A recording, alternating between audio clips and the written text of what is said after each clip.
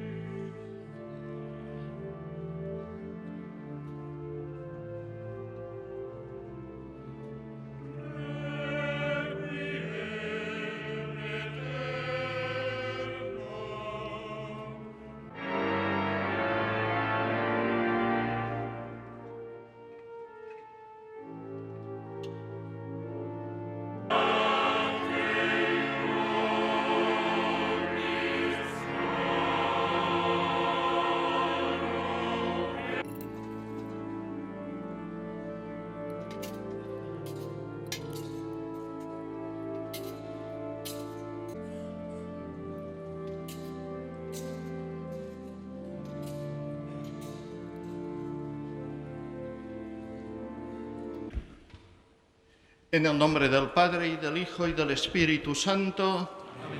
La paz esté con vosotros. Y con tu espíritu. Hermanos, nos reunimos para recordar a todos los que murieron en la tragedia del 29 de octubre, cuando el fenómeno natural de la Dana azotó nuestras queridas tierras valencianas y las de otras comunidades autónomas. Esta celebración es una manifestación de fe y oración para impetrar el eterno descanso de aquellos hermanos que pasaron de este mundo al Padre. Dispongámonos a recibir el consuelo de la palabra de Dios y oremos con fe en la presencia del Señor, que dijo: «Yo soy la resurrección y la vida. El que cree en mí, aunque haya muerto, vivirá. Y el que está vivo y cree en mí, no morirá para siempre». Y antes de celebrar los sagrados misterios, reconozcamos nuestros pecados.